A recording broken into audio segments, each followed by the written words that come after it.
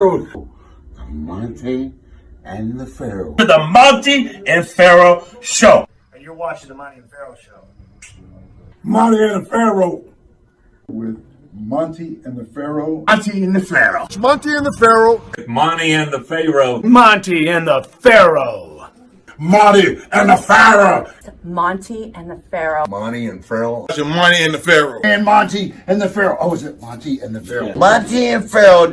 The Monty and the Pharaoh Show.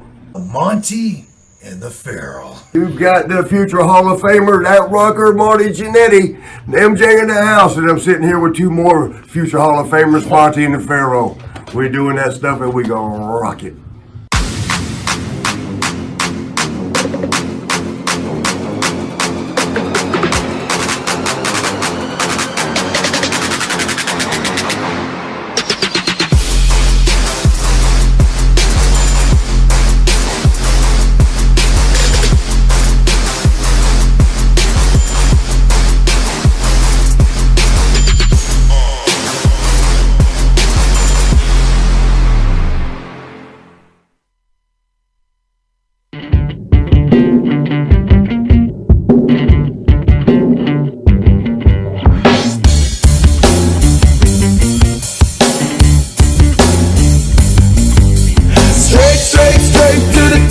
We're living this life, not just dreaming it, we're doing it for it. Straight to the top. Working hard every day just to leave out that tower.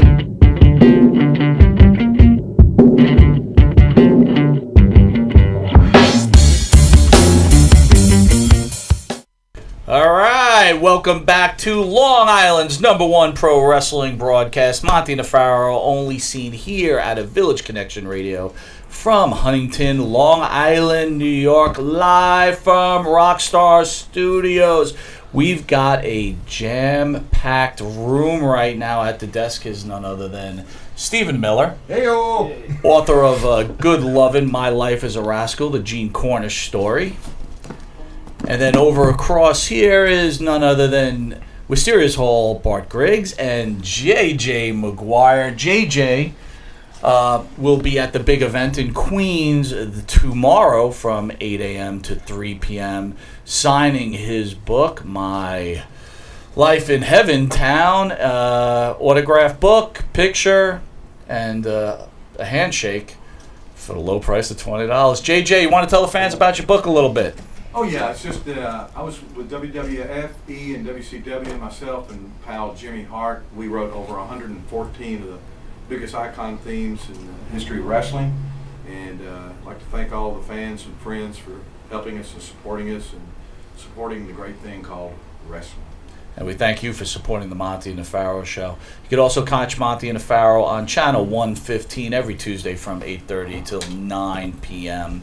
You get us on Monty and AndThePharaoh.com and also Monty the Pharaoh on YouTube. Once again, we appreciate everybody's support, but we are very excited to have none other than Buff Bagwell in the house. Yeah, baby. Buff Daddy. Thank you for What's coming. up? What's up? Thanks for having me, man. So you enjoying that New York traffic, my friend? Oh my God. We had to pry him out of the car. It was like a... Oh my God. Yeah, I had to decompress when I first came in here. Atlanta I thought was bad shit. Yeah. First of all, can I cuss? You can do whatever you want. Yeah. I'll make it easier. Fuck shit. Yeah, bitch. There you go. So, you've got to be fucking kidding me how y'all fucking deal with that traffic shit. Oh, it's ridiculous. I've been trying to move out of here for the ridiculous. last 20 years. And the suburbs turned into the city since we moved out here as kids. Now the suburbs is the city. This For a is long BS. time, Atlanta was a big city with not big city traffic. Right. And so Right. we loved it. I mean, I was there and born there and raised there. So Remember it when there easy. was space? Remember that? It was. It was cool, right? It was great. Sucks now. And then finally, somebody let the cat out of the bag. I mean, you listen. Yeah. Like here, you just don't know. You don't know which way traffic's going to be going. You Right. flip a coin. Right. And that's kind of how Atlanta is too now. But when I was coming up, I was, of course, I think 20 years old, and I wanted to move. You think automatically, I want to move, you know. Shit, I found out pretty quick that I didn't want to move. No fucking way. Because Atlanta's pretty hard to beat, bro. It really is. Oh. With the traffic and everything else and clean and not so, it really is pretty hard to beat. You mean it's not just a warm version of New York? It really isn't, dude. Really? No, man, it's... What I just went through right there, I need to go see a psychiatrist for about a week. For a week schedule. Yeah. Did you take him in the HOV lane at least? Or, Well, fuck no. Are you kidding me? That tight ass? Are you shit? tight ass? Oh my God. Well, isn't this a surprise? Another person that hates Eric Sims. What? Oh my God! What is going on here? What a mess he is. Would you take him in the LSD lane? Oh, well, she was brutal. He had to poop himself. I had to get off the Yeah. Himself? Yes. Hey, listen, dude, I gotta do it. there's no shame. I gotta shit. There's no Wait a shame. minute. Is it safe to say Buff was full of the stuff? I was. Can't. Buff let the stuff out at Applebee's. Listen, Apple. Hey, that's a quality thing. Though. I've been in is. cases. Could've been Sometimes Wendy's. I've been in cases where you had to go into the woods, man. It's happened It's to what many it of is. us. It's a New York thing. Dude, It's gotta I happen. did the bravest thing. I did it in Village Connection. What are you talking about? Oh, I mean, Thanks, Farrell. Thanks, Farrell. Nice for popping the station. Good job. was that the green fog that I saw? Never mind. Anyway, All right, well, what do we got? Let's talk a little professional wrestling. Wrestling Man, you're a legend. little jacked up, bro. Wrestling legend in You're house. really What do jacked we up. got? Yes. Let's go. You were kind of mellow, Farrell. Yeah, last but show. now Buff is here. Buff's here. You're good. Come You got a on. connection. Psyched. Bringing it, bro. Yeah. Bringing You the both energy, like bro. to take giant shits. What? Yes. We got that in. The common. There's a bond. With Stool It's a Brothers? bond, Stool What's Brothers. going on here? Good. So Yeah, it's a bad. That's bad. So, Buff, let's open up, man. You Yeah. are first of all, you look great, man. Thank you, Yes, man. Thank you so yes, much. sir. Thank sir. you. And Yeah, I mean thank that in a you. manly way, by No, the way. and I took it. do? I took it that way. I really did. It means a lot to me because, bro, what people really don't know is I have 9 surgeries the last 5 years. Get out. I had 5. I went in for hip replacement on my left hip. Okay. 5 surgeries later, I'm about 9%, almost 100, but 5 of them on the left hip alone. You're on your feet in 2 hours with crutches. So I thought, how can this go? How can this be wrong? You know? Right. I mean, you're actually almost on my crutches and it felt better. I was like, oh my God, it's already better. Don't you lose trust in the doctors after the third time? Very good point. Thank you. 3rd time, I went to see another MD that's a good friend of mine, and I said, bro, what the fuck? I mean, tell me what to do here. I don't know what to do. Love the doctor, named Dr. Bradbury, great guy. He told me he's going to fix me no matter what. It was just a lot of bad luck. The first surgery didn't fuse, so they put this other one in they call the tank. So they go in, they drill further down because I'm younger. They're able to go further down in your femur. And so with older people, they can't do that because they're scared will break. So they went a little deep and they put this Mac Daddy one in. Well, I get a hematoma blood clot in that thing. So the 3rd surgery was to remove the blood clot. On that surgery, I get fucking staph. Oh, yeah. So staph, guess what they do on number 4 with staph? Everything Comes out. comes out. Yeah, that's right. Guess what happens number 5? Goes back in. Everything goes back in. Very fucking good. You're listening. Very You're good. the bionic Buff. I am the during that I had 2 shoulder replacements. Wow. Finally, I got to where I could start working out again and started getting my size back a little bit, and things started to glue a little bit to where I could take my shirt off again and be, a 50-year-old Buff and still be, in somewhat shape, Yeah. But dude, it was a rough ride, bro. It was 5, 2, scope, and there's 9. I can't remember if that's 5, 7, 8. There's another one in there somewhere, but and we're just overlooking the broke neck. We'll put that to the side. Right. Let's throw that over there. Ted Turner obviously called and offered to help with this, right? He did. They paid for the whole Wait a thing. minute. They paid for the whole thing. Get dude. out. Yeah. Oh, wow. Did you Yeah, hear they that? paid for the whole thing. Get a load of Ted Turner. Uncle Ted. Uncle Ted, he was. Wow. So, Buff, you from what I've read, you're a pretty solid baseball player growing up. Is that true? Yeah, I really was, man. I was. I love football and baseball, but my junior year on the opening kickoff, there's a big school where I come from in Cobb County is the big school is called McEachern, and a guy named Mr. McEachern, it looks like a college campus kind of. It's that's how big this high school thing is, you know, and the stadiums on both sides and all that. Opening kickoff of my junior year there was, agents there and people would come see, and, there was a big thing, and Sprayberry was playing. I was with Sprayberry. We were playing with Keechern, and opening kickoff, dude. Opening kickoff of my junior season. Catch the ball. I'm the deep man. Catch the ball, and I jumped. It kind of got piled up, and when I jumped, I kind of just did a real hard stretch and didn't know what I'd done, but I knew something was bad wrong. To my left, it was my left also, and believe it or not, I tore what is called your Ischial Tuberosity. Look it up, motherfucker. I don't believe that's true. Look it up. Ischial Tuberosity. Ischial Tuberosity. Wait a minute, wasn't that Godzilla's opponent? That was it. He was part of that. Okay. And then Godzilla kicked his ass and then kicked my ass. He smoked his ass. So what is the Ischial So what it is, Tuberosity? believe it or not, your Ischial Tuberosity is you got 3 hamstrings. Okay. And they come up and they tie to this little bone about this big. Oh. And they all attach to that bone. Not anymore. And that bone attaches to your pelvis. Right. I ripped that off my pelvis.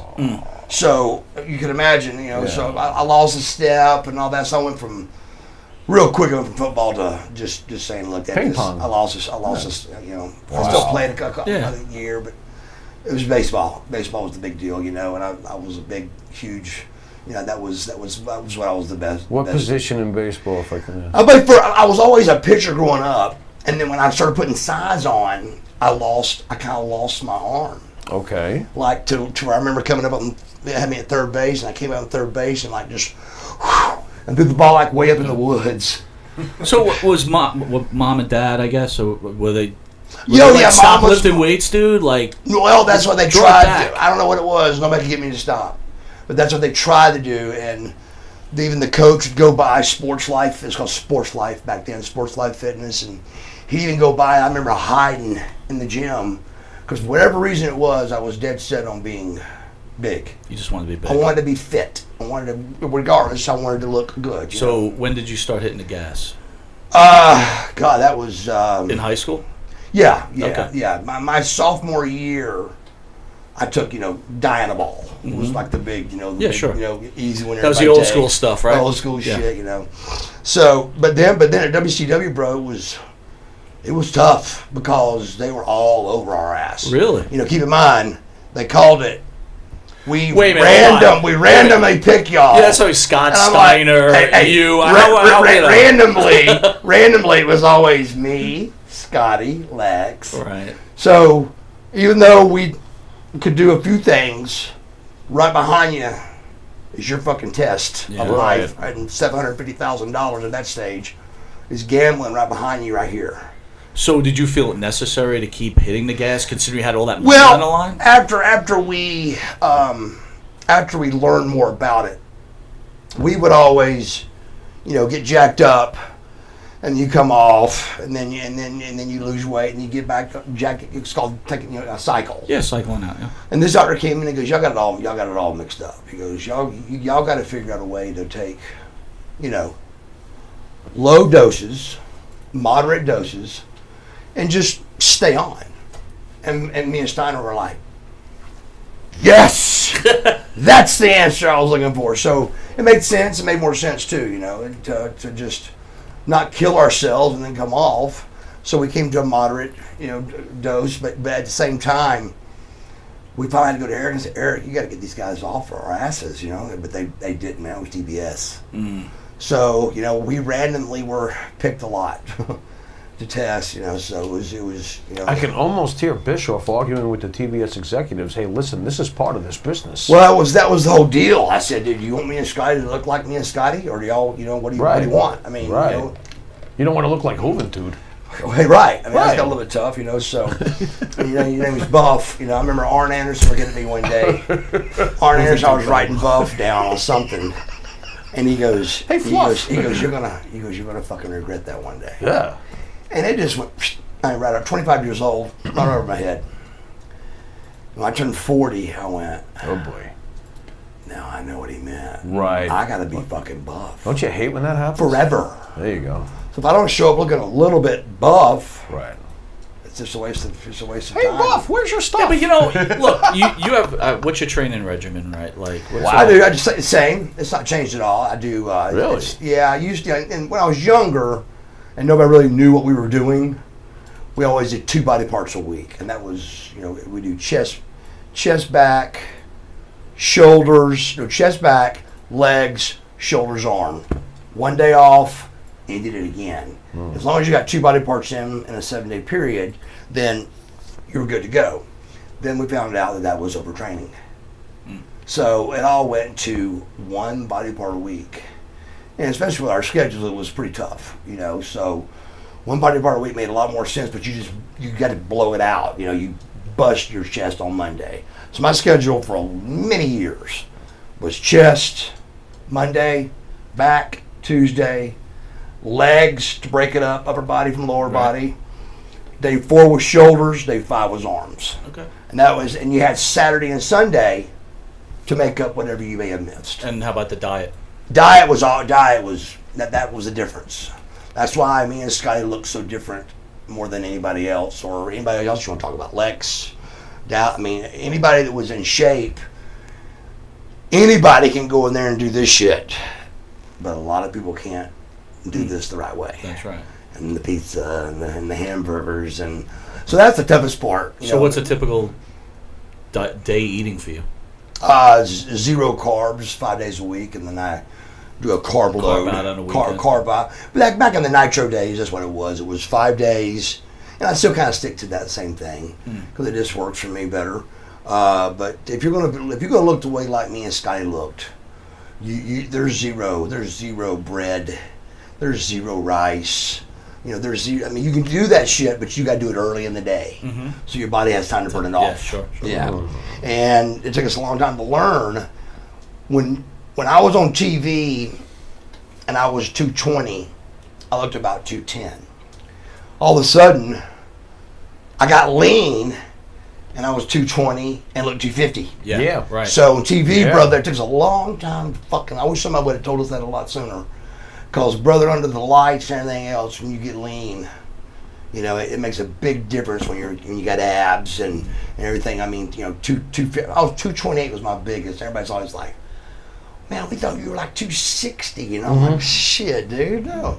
And people would walk up to me and they go, I thought you'd be bigger, And this is back when I was jacked, but when you're lean and you got a shirt on, it eats you up. Yeah, so you're a big guy, though, man. So I would always take my shirt off. Weren't you like, fuck you? What do you mean? I thought you'd be bigger. Yeah, that's what I said. Finally, the third Go guy. suck a dick. Get out of here. The third person that did it to me. What? The third person that did it to me, I go, what do you mean? Bigger. I was just veins and jacked. Dude's hitting the juice. He's all angry. What the fuck? Roid rage. You know what I think it is? Listen, Go for it. Yeah. Bigger.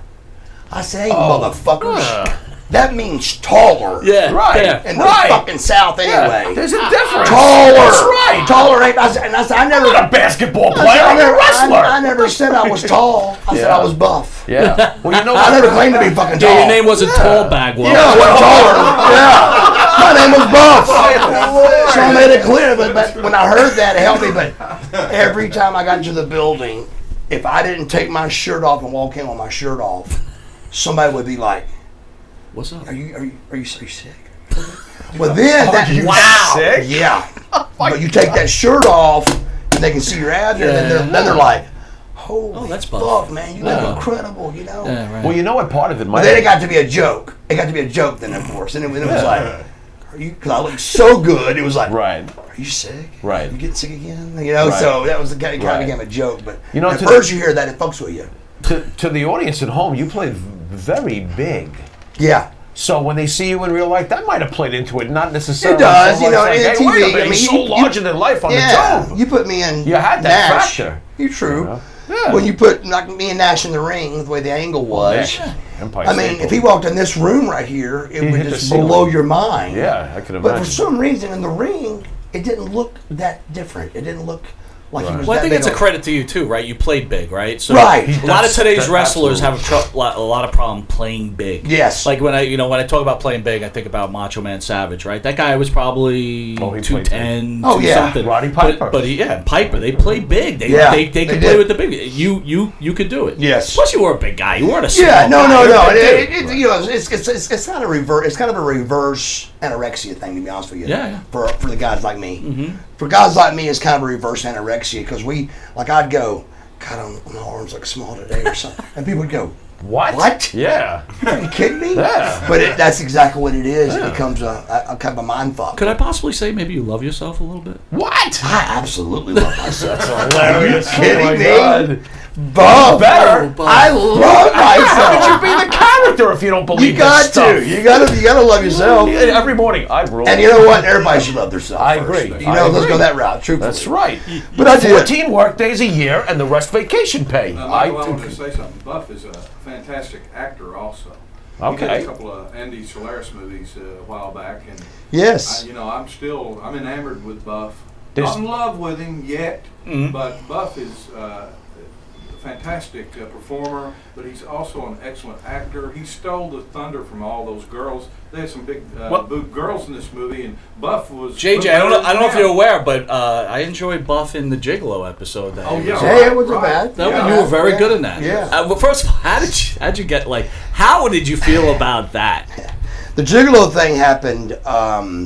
Real quick, Buff, before you say it, if Yeah, you go don't know it, there's a what's show on going on? Showtime called Gigolos. Okay. It's about gigolos who have sex with women. Oh, Who makes a guest appearance? come Mr. on. Buff Bagwell. Gee, what a shock. Okay, Right? that's Go ahead. excellent casting. So by I the made way. the fifth season, the final episode I was on. Okay. Highest rated show in 5 years. Sweet. So I signed on to the 6 years. Showtime signs me for $240,000 to shoot 12 episodes. hello. I'm excited. Oh my God, this is great. Yeah. They canceled the show. So all I did was the one episode. Yeah, Oh, the fifth come season, on yeah. now. I think I the chick got you were in was the hot, car. right? She wasn't too I was bad, right? married. You were married at the I was time? married at the time. So I get back in the car. First thing, back up. The reason what happened when the Gigolos thing was I had the car wreck. Right. And that was 2012. And when I had the car wreck, I had changed my number, and I was going to go work for a guy that was my manager that owned a big company, and just going to kind of get out of wrestling and just just go where maybe the next move in my life, And 7 days, he dies. He falls in his house, hits his head, dies of a brain hematoma. I find him dead. So now my numbers change. 7 days later, I roll my Jeep, break my neck again on the exact same day, 14 years apart. Wow. The exact fucking day, I can prove it. April, it was either 22nd or 23rd, but it was Thunder, and it was the exact same day that I did that and broke my neck and knocked all my teeth out, broke my jaw. So, people didn't know if I was going to, quit. Was I going to live, die, whatever? So I called my manager and said, my phone ain't ringing because nobody's got my number. I said, it's time to pull the Mac Daddy. And the Mac Daddy happened to be, he said, dude, there's this show called Gigolos. He goes, I said, let's do it. So they were all over it, had me come in, and everything. So so that was the reason for that. And Wow. it got me back on, it did put me back on the map. Yeah, it did. It definitely did. I remember. I remember walking through the airport, nobody said a word about wrestling. They were like, man, I thought you were Gigolos. That's right. Yeah. So that's where that came from, was just my phone, I changed my number, and I had to do something to reignite Buff Bagwell's name. Good move. Yeah, so it worked, and so I was very happy about that. So it did work, at least, I enjoyed that show. I was surprised they canceled it. Me too. I want to hit some wrestling with Mr. Sure, why Bagwell? not? How about breaking in and tell us about Missy Hyatt? I was, believe it or not, my parents ran a lumber company for 17 years. So when I was growing up, we were filthy rich. I mean, like $1 million a month lumber company. Wow. All right. Gross. That's gross, but still $1 million a month. Right. And my mother ran it. with 200 men employees. Wow. So these fucking truck drivers just walk in, see a woman running things, and be like, who the fuck? And then pretty quick it was, yes ma'am, no ma'am. You know, she's rough. You know, Right. and but yeah, my dad finally it went south, and of course it went south my senior year. And my brothers were already working there, and I was going to work there too. So all I went to school for was to play ball. High school, I just went to play ball. I didn't try to go continue on. I knew where I was going to go work. And he said, "Look, here's the deal, guys. I got enough money to get y'all all something. What you want to do?" My oldest brother opened a gym. My middle brother opened up a drywall company. And what do you say to your father when you're 18 years old and what you want to do? I have no fucking idea what I want to do, you know? So I came up with massage therapy. I thought being in shape, you know, good looking kid, southern accent, very nice, very polite, very well mannered, you know, I thought it'd work, you know? I literally had women would walk into the room and turn right around and walk back out. Really? Yes, They're just intimidated. Yeah, it was just uncomfortable for them. So it backfired on me, and so it totally backfired. During that backfire, I'm laying at the pool one day, and my first wife was stripping. Of course, we lived in Atlanta, and she was trying to pay the bills and keep us going, you know. And I was at the pool one day, and I see this blonde. With No, big you're married boobs. at 18 at this point? How old were you? No, we were just dating. I was just dating. She ended up being my first wife, but we were just dating at the time, apartments. And this is when Missy was just getting away from Hot Stuff, Eddie Gilbert. And they were fighting over my grill one night. Well, fast forward, go back. They're way across the pool. And Missy is talking to the girl. She goes, "Move me wherever the fuck he lives." The girl didn't know I had a girlfriend, and so I come back from the pool, and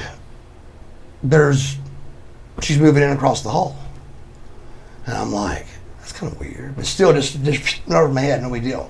Well, that night she knocks on the door and tells them herself. She goes, "Today I saw your husband.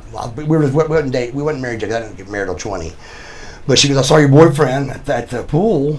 And she goes, I was like, I didn't know he was dating anybody, and the girl didn't know I was dating nobody either, I guess. And so she moved in next door to me, directly across the hall. And she was like, "Won't you be a wrestler?" I said, "Those fucking guys don't make no fucking money." And she goes, "Our lowest paid guy makes $100 grand a year." And I said, "Let's run that by me one more time." That's great. Run that by me one more time. What company do you work for? Right. So, but when at first I could give her the same old, I don't really watch it. I watched it as a kid, the same thing we've all been told and said and all that.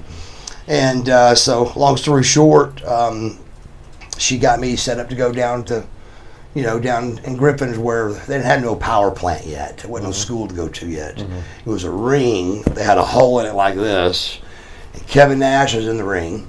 Me and Kevin were friends because he was the big time bouncer in Atlanta. So I was a party boy, and So it wasn't a stranger to you. No. Oh, that's good, because the first thing, if you're walking in for the first time, here's the first guy, Kevin Nash. I quit. Yeah, well, I see him whispering and shit. The redwood tree. And Buddy Lee Parker, he says, he goes, "You're too small. You're too small." Oh, here we go again. And I said, "Wait a minute. I said, I'm bigger than fucking Brian Pillman." He goes, "Well, Brian Pillman can wrestle." Oh, here we go. And I said, "Well, how the fuck I can't?" Look at you. So there's $3,000 though. You had to go to school. And I said, "I ain't got $3 grand. I don't have that money." So a guy named Steve the Brawler Lawler actually trained me. And he rode off the Lawler gimmick because he kind of looked like Lawler. And he was pretty famous in the independent circuit, but he never made it big or anything. But great guy, trained me, which was about 3 times they made me the champ. So I learned by looking real stupid a bunch of times, and then you do that, you don't look stupid, much more.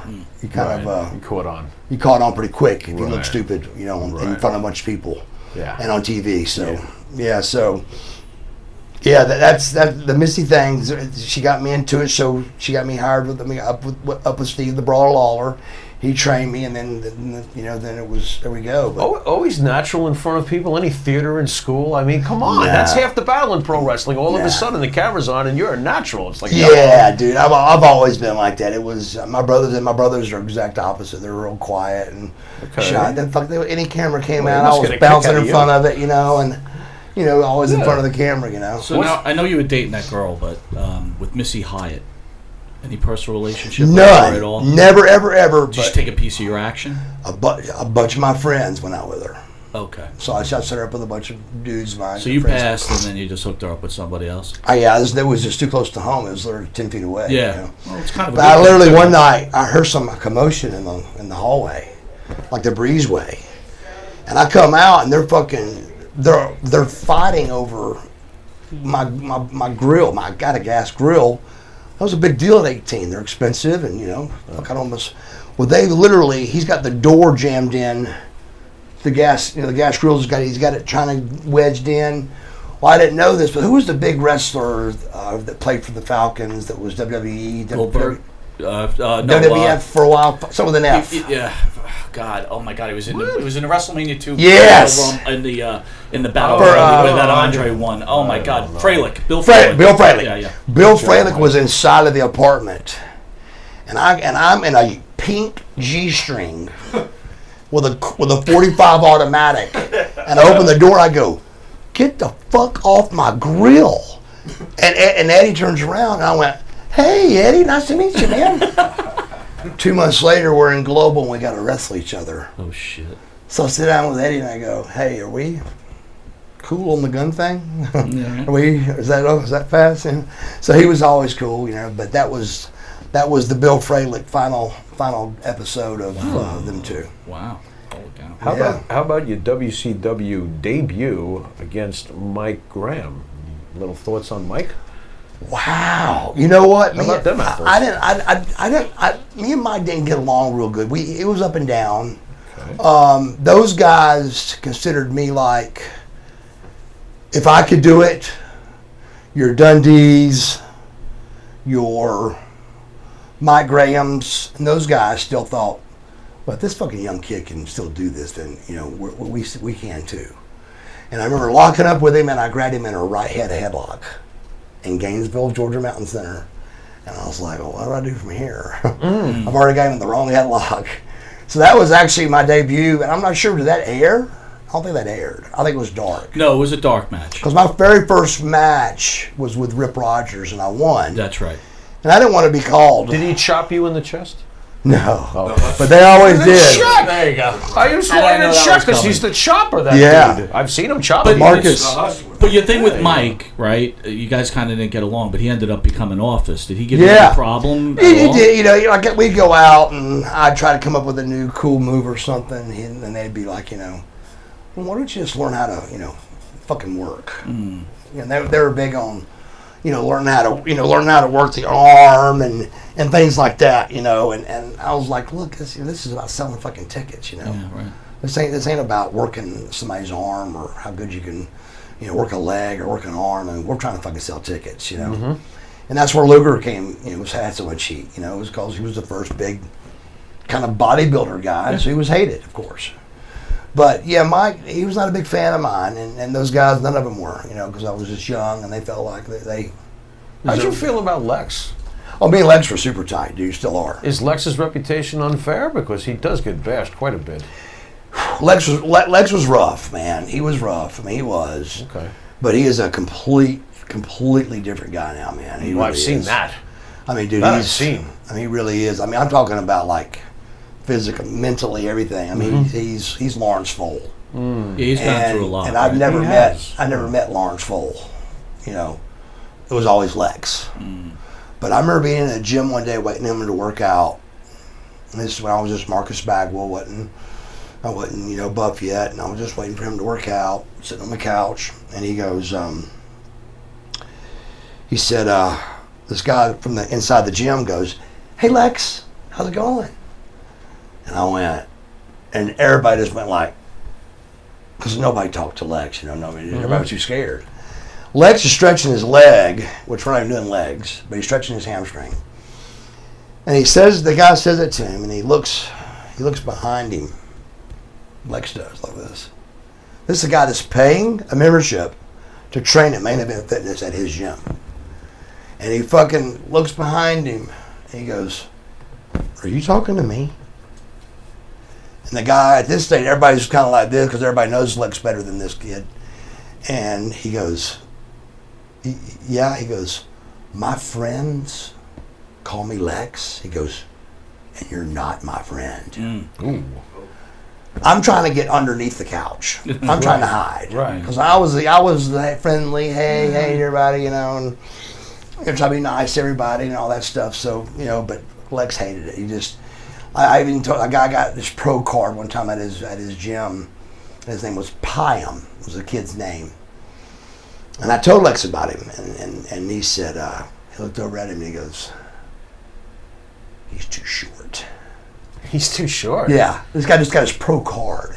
Jeez. Pro bodybuilding card. Wow. And I said, hey, Lex, easy, bro. I said, hey, but about 5'10 or 5'11, you know? I mean, he looked at me and he went, you're acceptable. That was Lex, bro. Holy cow. I never that was Lex. Wow. That was me and Lex were like this. I mean, for 5 years it was, he drove, I was in the passenger seat, cooler full of beer in the back seat with Liz behind me. Nope. You know, so that was when all that was going on, you know. Right. So did their relationship... that went on, and then finally he had to go to Mach, you know, and just say, look, you know, here's the deal. You know, and he was straight up about it. And Macho Man was all right with it? He was cool with it, so that went on, you know. But did you... So, I don't know, the story goes, right, Lex is kind of hooked on some... Yeah, shit, we all were. Right, were. And Liz kind of like was just enamored by Lex, and do you feel that he kind of dragged her into that world? No, by no means at all. Because I remember several times, even when we would like take a pain pill or something and have a beer, she would, you know, she'd take a half, or we'd give her, you know, a little something just hang with us, you know, whatever. But what happened was Lex was living, you know, he had two things going on at once, and it was. He called me one day and asked me about it. And I said, bro, all I can tell you is I've been married. At that time, I've been married 2 times. I've been married twice. I was a lot younger than you. And I said, but let me tell you something. I said, when it comes out, I said, it's going to stink a lot worse. I had no idea it was going to stink the way it stunk. How bad? Yeah. But I'm glad that I did at least give him a good solid. But then again, that's easier said than done. But I said, dude, I'm telling you, it's just time to just cut the it religious turnaround. Did you think to yourself, look, this is what I thought at first. I'm like, oh, give me a break. Oh, yeah. Everybody did. Okay. Everybody did that. The walk, you know, they call that your walk. You know, that's his walk, and walk of faith. And right. And he really did. You know, everybody thought the same thing. And his name was Sting. You know, everybody believed Sting right away. Because he was just, I think, very...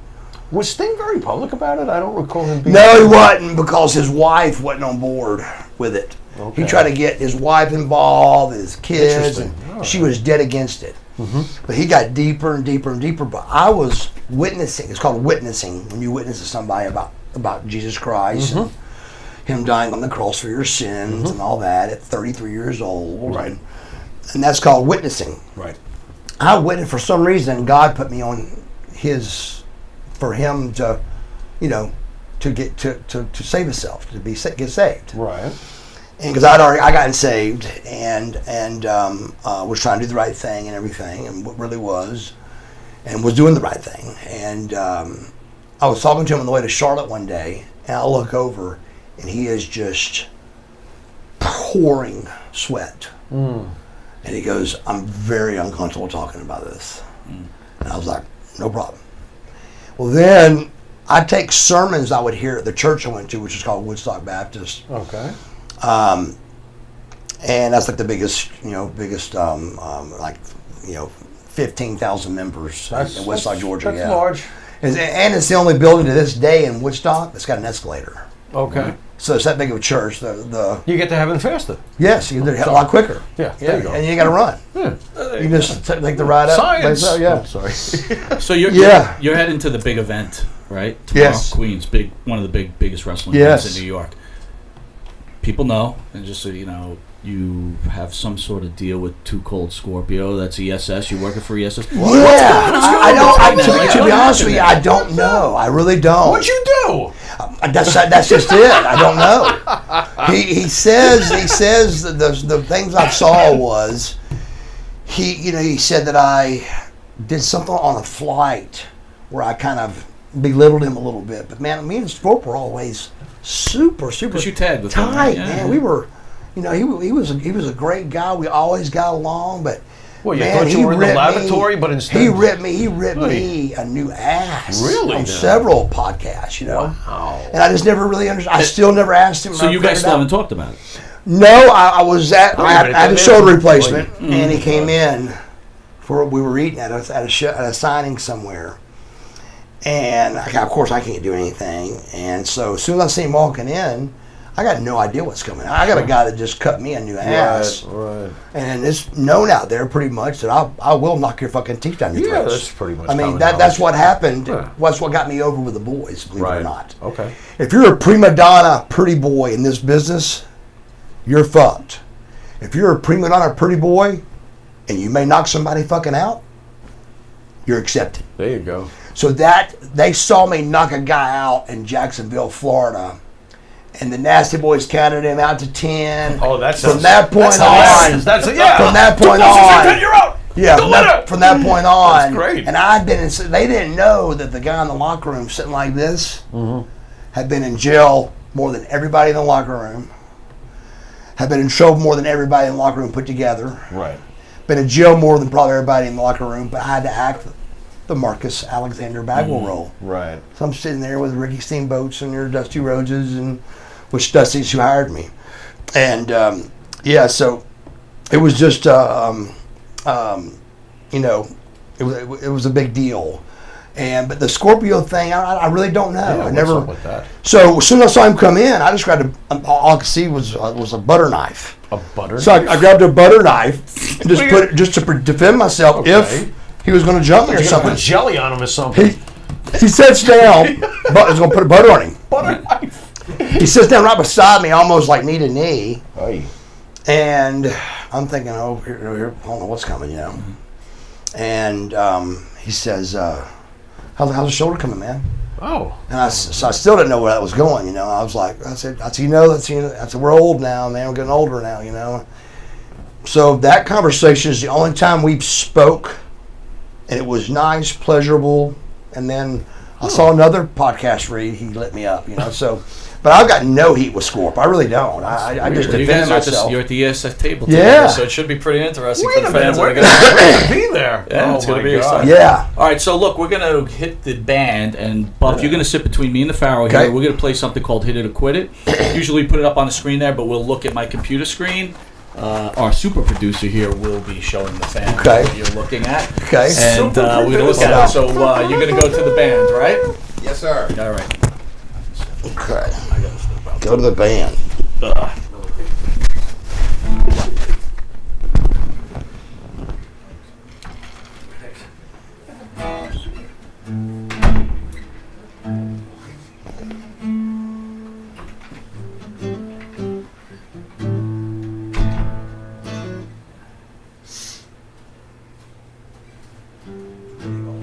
Good thing.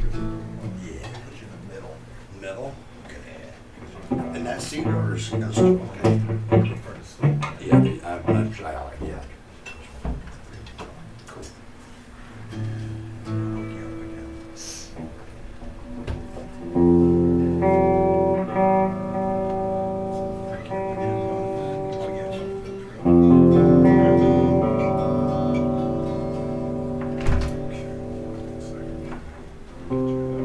I'm gonna take this chair out.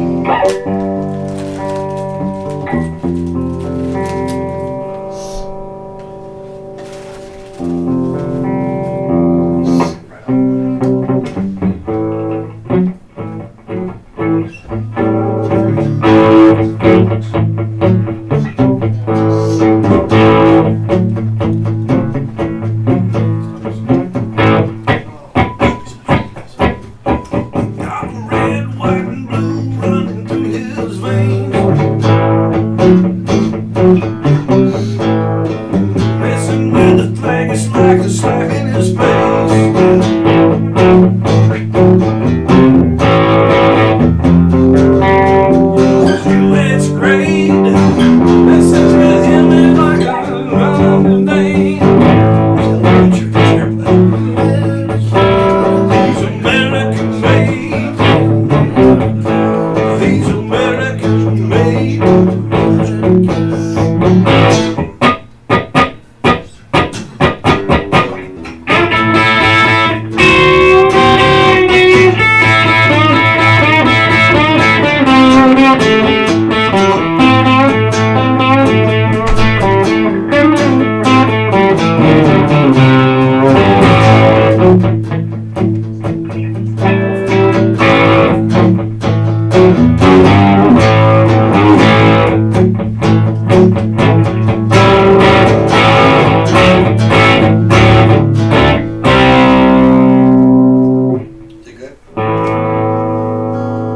He's American made.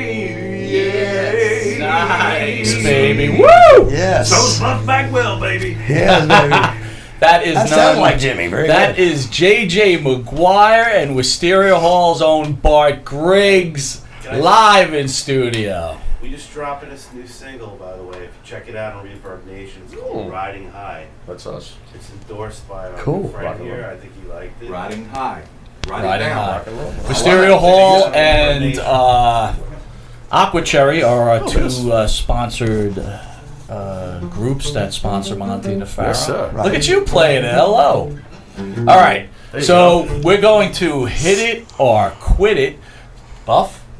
Love it. The idea behind this is we're going to show you some pictures, Yeah. elaborate, have fun with it, and we want to know if you'd hit it or quit it. No one wants to hit it better than the great Buff Bagwell. Absolutely. Perfect. All right, here we go, ladies and gentlemen. I hit it. Oh, That's me. you! Oh, he's doing himself! Yeah, my God, I told you, you gotta love yourself. You gotta love It's yourself. consistent. You gotta love yourself. I'd hit it. Hey, look. If I went that way, I'd hit it too. Me three. All right, you ready? Right, Here we go. It's time to hit it or quit it. What do we got? What do we got? Here we go. Oh, my God. My personal friend, Miss Alexa Bliss. And close friend of Yes. Mike A Martin. close friend of mine, That's a WWE that is diva. that is a definite hit it. I mean, You my learned God. about this twice Do you on watch that one, right? today's? Absolutely. Do you watch Okay. today's wrestling at all? I really do. I try to keep up with it, but a lot of it, it's like it takes so damn long to get. WCW, we wrestled, Yeah. God, man, it was feel like you're watching gymnastics 45 now? minutes. A little gymnastics nowadays? Yeah, or- that, and it takes 45 minutes before there's a match. Right. Shit, man, when we came out of, Monday Night Nitro, within 5 minutes, there was a match in the ring and a pretty fucking good one. Right.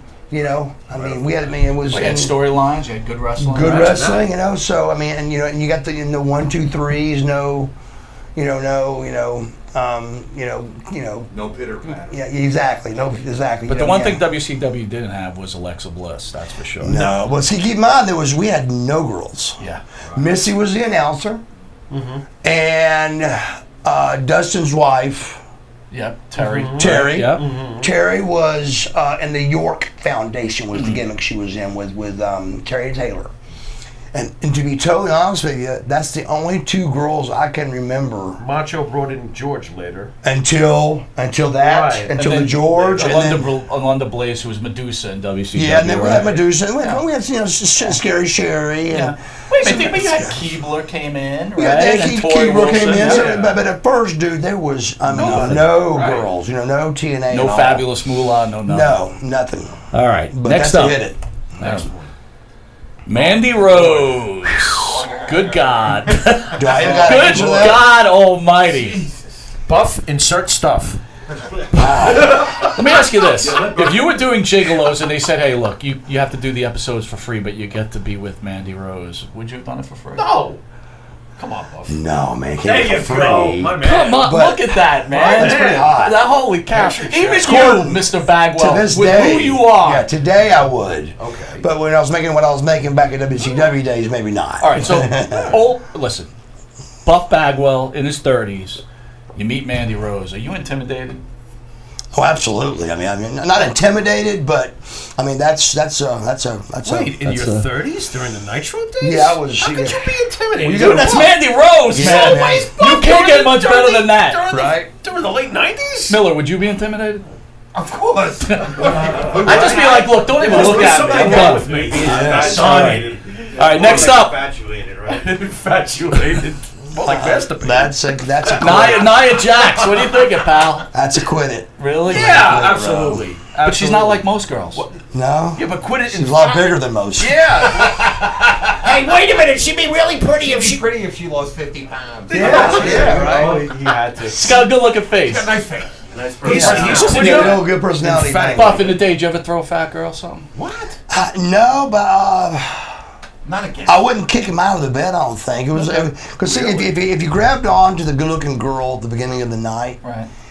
you had to hang with her. Oh, night. yeah. Oh, there's I always went to party, and then whoever hung and was kind of at the end hanging on. Wait a minute. That's who you Did kind you of pick get there? from. Would you take care of my friend too, Buff? Yeah, Oh, yeah, man. exactly. That's rough. Oh, my God. All right. Next up. All right, Brock Lesnar's wife. Oh my gosh, I was with Mark Marrow Okay, got to hear the this. day he met her. Okay. Was at a Quincy's in Jacksonville, Florida, and he sent a note over to her. Her name was Rena. I'm sure y'all know that. Absolutely. But she was an absolute nobody, never in the business. Her husband had died, and she was in Quincy's. And Mark Marrow made a little note, and he said, "You know, will you go out with me? Yes, no, maybe." And she said maybe back, and that's how their relationship started. And it went all the way through the, WWF and all that, and then it just kind of, Do you still speak with Mark? Oh yeah, absolutely. So did he ever tell you the story that when he found out she was having an affair with Lesnar? No, it got a little nasty with some things getting put in bags, like a pile of shit. Oh, nice. There was some rumors like that, but that was, like I said, that was when wrestling. You got to realize WWF back then was PG. We were G-rated, dude. So whoever got to Eric first could say like hell, damn, and maybe son of a bitch. Right. But if you didn't get to him first, then you couldn't. But it's hard to say, I'm gonna kick Goldberg's butt. Yeah. I'm gonna whip that butt. Awesome. I'm gonna It's just get you. hard, I'm gonna get you. I'm gonna give him such a pinch. Yeah. There you go, Stooges. That's like So it was tough to be a G-rated program, but to be G-rated and still beat them for 80-something consecutive weeks, that was pretty. Yeah. pretty big. monumental. But by the way, I just got to tell you, me and the Pharaoh were rooting against you guys. Yeah. Oh yeah. Yeah, look, we're Northeasterners, right? We grew up on this WWE Yes, stuff. I know, dude. Look, we love the show. We Yeah. definitely love the show, but there was a Awesome. point when you guys were beating them so bad, we were getting angry about it. Oh, dude, it actually started worrying us when he did the fake Nash and fake Hall. Oh, yeah. Yeah. When That he was did pretty that, bad. we literally went, That was pretty bad. oh fuck, we're going to put the WWF out of business. Wow. Right. And we knew as the boys, we're high-fiving Eric, but really we're going, this ain't good. Is it true that Bischoff was just totally focused on running them out of business? Oh my God, it was just nothing but the straight. I mean, we were high-fiving every time the ratings came in. But keep in mind, we were high-fiving and really going, this ain't good.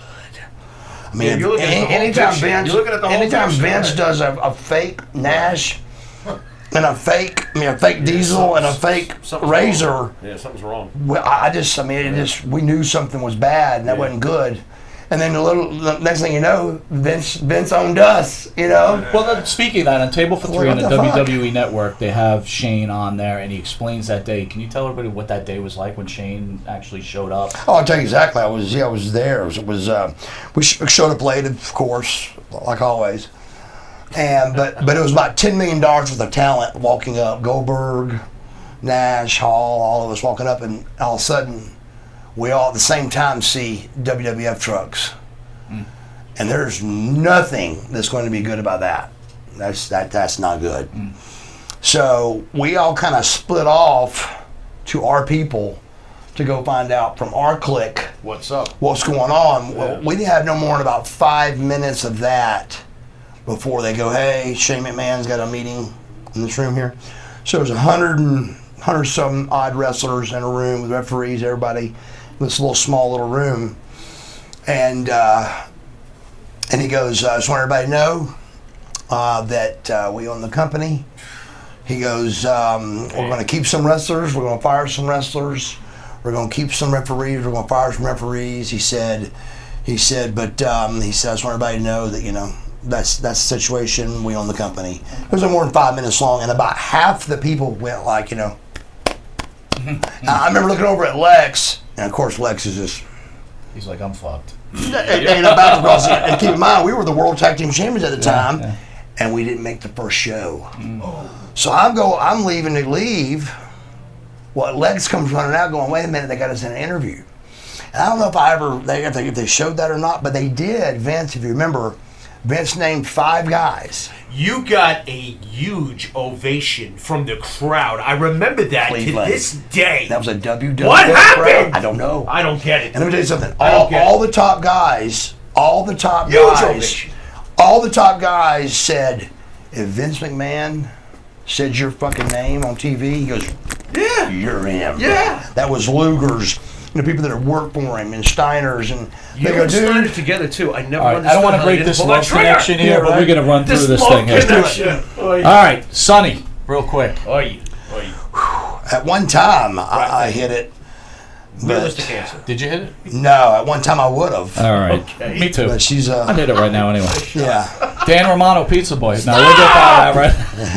Oh my holy hurl, Batman! What the? Who is that? That's Fox. Alicia Fox. Alicia Fox. From Alicia Fox. WWE. I don't. Would you hit it? Oh yeah, absolutely. Hell yeah. Who is that? Okay. Next up. I don't know who that is. Let's move Yeah. past. What the hell? All right, Charlotte Flair. She don't do a whole lot for me. She's a big chick. She looks good.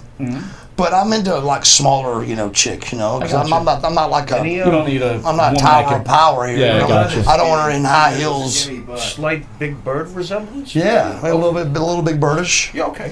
What? I've always thought She's that. hot. You're She's crazy, hot, but both it's of you. just Kamala, the definitely- Ugandan giant. Stop it. Why is he? I'm not saying you go that way, but you never know. You never know, right? Right. But that'd be acquitted. Yeah. Not even for Even if he shook his belly at you? Next up. Even the belly thing, maybe. Yeah. Karma. Stop Right, it. Karma, right? This is like. Yeah, that's not even feasible. She's on Glow right That's now on not even Netflix. feasible. That's not. She's on It's not even Netflix. She's got feasible. some cash. All That's right. a bounce check. All right. Come on now. Come on now. Oh, that's a hit it for sure. Yeah, she's tough. She's tough. Better than Mandy Rose? No. All right. That was a great shot of Mandy Really? from the backside. No, Mandy Rose has I still don't got know. it. Miller, I you think think Randy it's Rose close. still? You good with Mandy Rose over? Yes. Oh, yeah, she's tough. Wow. Here we go. Oh, stop. Ah, It's quit another it. bird. Yeah, The bird, that right? nose. Can you see the seed? The First thing I bird do seed? is got to do the nose job first before I ever hit that. All right. Tori Wilson, but you know. Oh yeah, Tori. She believe it or not, Billy Kidman was him and her dated the most probably, and we just were blown away by that. But I went out with Billy a few times, and he can pull it. Yeah. So he's Good looking guy. Yeah, but I mean, I never saw that in Billy Kidman. It's the hair. And we'd be out somewhere, It's the and there'd be more girls over talking to him. I was like, Yeah, it's the hair. I'm fucking Buff Bagwell here. what's Are you going on kidding here? me? Fuck you, Kidman. Billy Kidman? No, but he did a good job with that for sure. Too Cold Scorpion. Too cold. Gonna hit it? No, he hit that. Literally? Yeah. Too cold. You know what, Eric? I'm not putting you in a situation, I bro. love Too Cold, man. I think Too Cold's great. I really do. I think you're gonna hit it tomorrow. Literally. Sasha Banks, the best ass in wrestling. Greatest ass in wrestling. Yeah. She's tough. She is tough. She is real tough. Stephanie McMahon. Uh-oh. She looks. That's not a great picture of her, Not particularly. but she's. I think I would hit it. I will. Yeah. Finally, Stop Shawn it! Michaels. Why God. is he hitting Shawn With the Michaels? beard. Without. With the beard. Wow. Oh, it's so rough on my stuff. It does, right? He's right. It's tough. It's rough on my stuff. Eric, where are you gonna be at, brother? What's going on? Michael Diaz, it's your cult hero. It's ESS, and tomorrow's a big day. It's the big event that's over at the LaGuardia Plaza Hotel in Queens, New York, over by LaGuardia, and we got the Buff Bagwell, the Patriot. That's right, Stars and Stripes reunite. We got Too Cold Scorpio, the famous tag team from the 90s. They're back together. Think there'll be a brawl, maybe? I hope not. Not on my watch. No. Not on my watch. No, I think it's Anyway, okay, Disco Inferno's going to be there as well. He's part of the team, as well as Doom, Ron Simmons, and Butch Reed, and everybody except the Patriots going to be with us down in Bayville tomorrow night for SWF Live.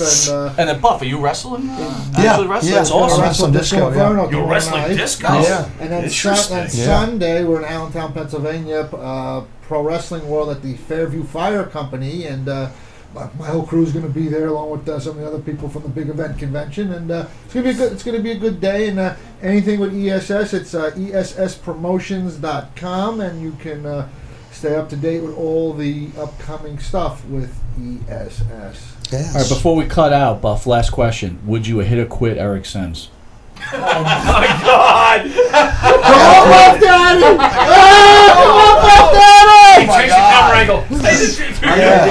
All right, man. We're coming back in with Hillbilly Jim. Buff, I want to thank you. What a great interview. Guys, You man. are I really enjoyed fantastic. it, man. What a great interview. Thank you guys so much. I really Thank you guys appreciate it. so I want much. to thank Wisteria Hall, JJ McGuire, always Eric Sims. We will see you tomorrow at LaGuardia, Monte DeFaro. And also, hey, real quick, I also want to say, you can stay in touch with me, my calendar, my schedule, everything is MarcusBuffBagwell.com. You got it, So my check friend. it out, man. MarcusBuffBagwell.com, and check it out, and then it shows you where I'm at. And you are watching Long Island's #1 pro wrestling broadcast, only seen here out of Huntington, New York, Village Connection Radio, every Thursday, 8:05 to 9 p.m. Stay tuned. In about 10 minutes, we have Hall of Famer, Hillbilly Jim.